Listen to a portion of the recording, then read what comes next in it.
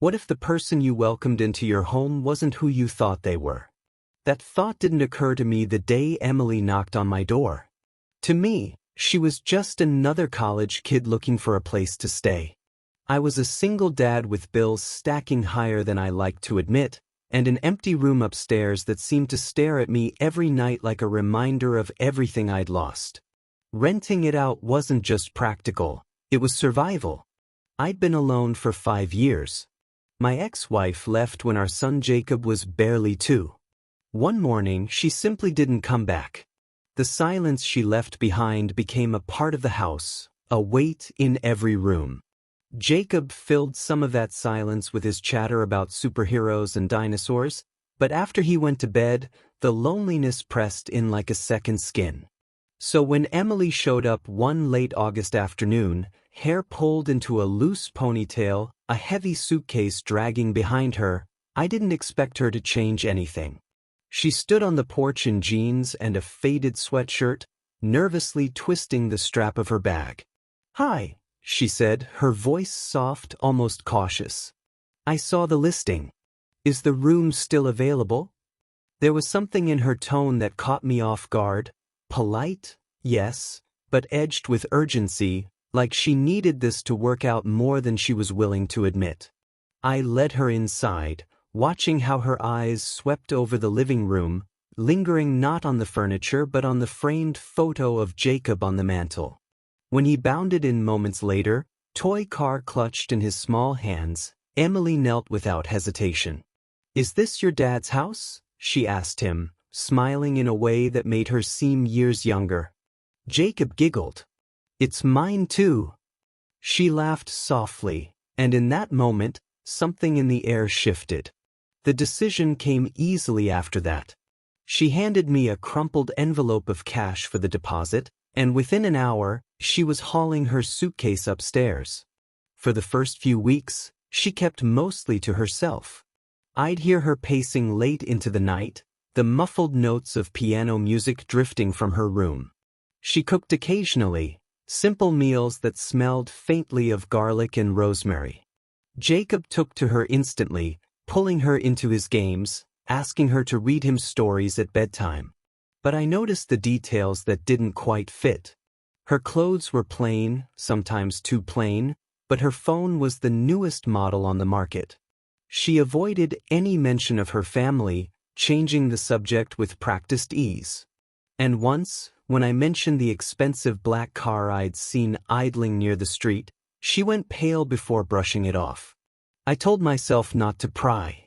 She was a tenant, nothing more.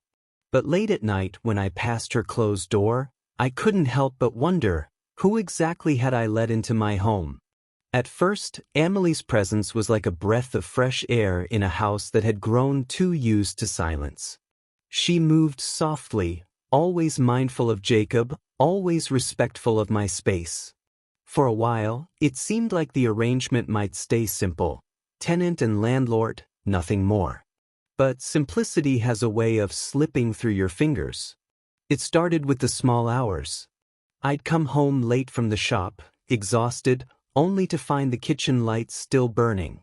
Emily would be there, books spread open like an army across the table, her fingers tapping in anxious rhythm against the pages. She always looked up when I entered, startled, as though caught doing something forbidden. "You keep late nights," I remarked once, dropping my keys in the bowl by the door. She gave a half smile. "So do you." There was a challenge in her tone, subtle but undeniable, and for reasons I couldn't name, I accepted it. Conversations became routine. After Jacob was tucked into bed, I'd linger a little longer in the kitchen, pouring us both tea. She asked questions about my work, about Jacob, about the woman in the framed photograph on the mantel. I answered cautiously, but more than once, I caught myself speaking truths I hadn't voiced in years. "Do you ever miss her?" Emily asked one night, her eyes steady on mine. The question sat heavy in the air. "Some days," I admitted. "Other days, I just miss the person I used to be when she was around." Emily nodded slowly, as though she understood. But how could she? She was barely 21. Still, there was something unsettling about how deeply her presence threaded itself into our routine. Jacob adored her. He began waiting by the door for her return from classes, rushing to show her his drawings or the new tricks his toy cars could perform. She read to him with a patience I rarely managed after long days. Watching them together filled me with warmth and unease. Yet for every moment of comfort, there was a flicker of strangeness. I noticed the sleek black sedan again, parked across the street on more than one occasion, its engine idling before pulling away when I stepped outside. Once, I glimpsed her phone buzzing on the counter, the name flashing across the screen too quickly to read, but the way she snatched it up and silenced it made my chest tighten. Secrets lingered in her silence, and I knew it. But against my better judgment, I let curiosity turn into something else. I began to notice the way her laugh rang too easily in the quiet rooms, the way her gaze sometimes lingered on me longer than it should. I told myself it was nothing. Just coincidence, just projection. But late one night, I woke to the sound of muffled sobs drifting from the back porch. Stepping outside, I found Emily hunched over, her face hidden in her hands. "Are you all right?" I asked softly. She lifted her head, eyes red-rimmed, lips trembling. "It's nothing, family stuff." Her voice was fragile, but her silence after was louder than any confession. And standing there in the cool night air, I realized that whatever secrets Emily carried, they weren't just hers anymore. Emily never spoke again about that night on the porch. By the next morning, she moved through the house with her usual quiet grace, as though nothing had happened. But I couldn't shake the image of her tear-stained face, the fragile tremor in her voice when she whispered family stuff. It made me notice her more. Too much, perhaps. Our conversations grew longer, spilling past midnight into the early hours. She had a way of listening that disarmed me, leaning forward slightly, eyes steady, as though every word mattered. Sometimes I caught myself revealing pieces of my past I'd long since buried. The loneliness, the anger, the gnawing doubt that maybe my ex-wife had been right to leave. Emily didn't judge. She simply listened, and that was more dangerous than any opinion could have been. Jacob, of course, adored her more each day. I watched him slip his small hand into hers when they walked to the park. I watched his eyes light up when she read him bedtime stories, her voice weaving magic into ordinary words. And with each laugh they shared, I felt something unsettling stir inside me. Gratitude, yes, but also longing. I told myself she was just a tenant, that the boundaries were clear. But boundaries blur when loneliness and kindness collide. The first time it happened, it was almost nothing. I brushed past her in the narrow hallway, and her hand grazed mine. Neither of us pulled away immediately. The pause was brief, but it left the air between us charged, thick with something unspoken. Later that evening, while washing dishes, I caught her reflection in the kitchen window. She was watching me, her expression unreadable. When our eyes met, she turned away quickly, cheeks flushed. I should have stopped it there, closed the door, rebuilt the boundary. But instead, I opened it wider. The following weekend, Jacob stayed with my parents. The house was unusually quiet, each creak of the floorboards magnified. Emily and I ended up on the couch, a movie flickering in the background, forgotten. The distance between us shrank in increments, an inch, a breath, a heartbeat. "Do you ever feel like you're living someone else's life?" she asked suddenly, her voice barely above a whisper. Her words pierced deeper than I expected. "Every day," I admitted. For a moment, silence hung heavy. Then her hand slid over mine, tentative but certain. I knew I should move. I didn't. The kiss came unplanned, fierce, desperate.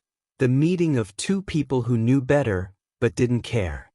For those fleeting seconds, the world outside dissolved. When it broke, she pulled back, eyes wide, breath uneven. "This is a mistake," she murmured. But the way she lingered against me told a different story. And in that fragile moment, I realized a truth that both terrified and thrilled me. The line I'd sworn never to cross was already behind us. The days after that kiss felt like walking along a fault line, quiet on the surface, but trembling underneath. Emily and I avoided talking about it, yet everything between us had shifted. Her footsteps lingered longer in the hallway. My eyes searched for her without meaning to. Every moment seemed charged with an invisible current neither of us wanted to name. But silence never holds forever. It happened at the shop on an ordinary Thursday. I was bent over the hood of a car when a man walked in. Sharp suit, polished shoes, a presence too commanding for a place that smelled of grease and oil. "You're the one renting a room to Emily Halstead?" he asked, his tone flat but edged with disdain. The wrench slipped in my hand. "Halstead?" His smirk widened. "She didn't tell you, did she? She's Richard Halstead's daughter. You know, the man who practically owns half the state." The name hit me like a hammer. Of course I knew it. Everyone did. The Halsteads were synonymous with wealth and scandal. Their family splashed across headlines I never cared to read. "She doesn't want anyone to know," the man continued, brushing dust from his sleeve. "But you do well to remember your place. She's not for people like you." With that, he left, the jingle of the shop door ringing like a warning bell. That evening, I confronted her. She was in the kitchen, drying dishes, when I said her name, too sharp, too clipped. "Why didn't you tell me?"